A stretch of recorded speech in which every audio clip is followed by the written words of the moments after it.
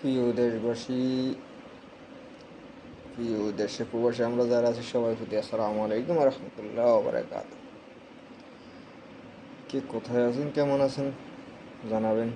আজকে আমি আমার ফেসবুক থেকে এমনকি ফেসবুক পেজ থেকে ইউটিউব থেকে কথা বলতে চেষ্টা করব।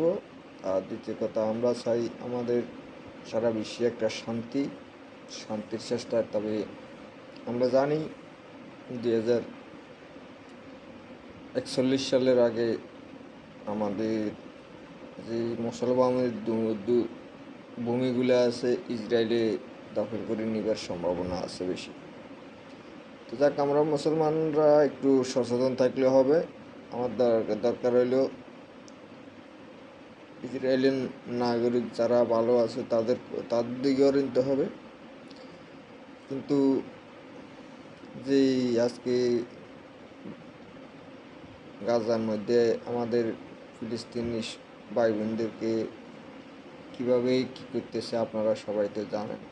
আজকে ডোনাল্ড ট্রাম্প ইউক্রেন যুদ্ধ এবং কি রাশিয়া যুদ্ধ বন্ধ করতে বলি বিভিন্ন রকমের পদক্ষেপ নিছে, কিন্তু আজকে গাজা যুদ্ধের মধ্যে কোনো পদক্ষেপ তার নাই।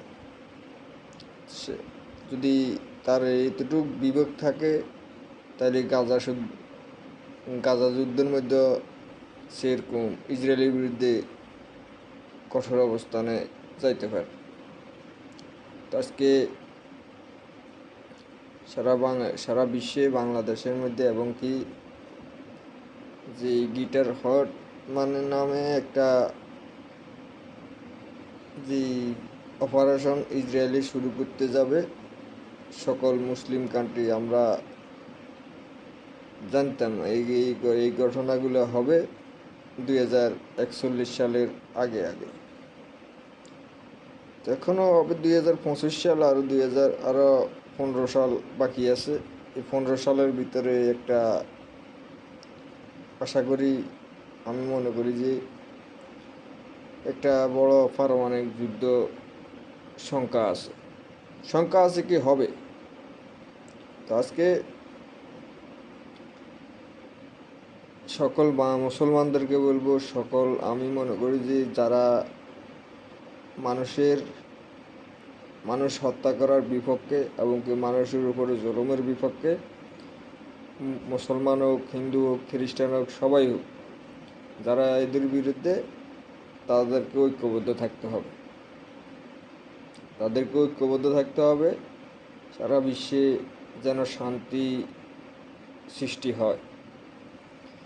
এর সাথে আজকে আমাদের পাকিস্তানের সাথে এবং কি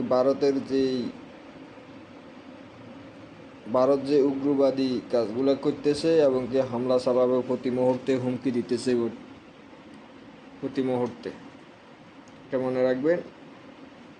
তা আমরা এগুলো একটু সতর্ক থাকতে হবে। আর বাংলাদেশের বেশিরভাগ আজকে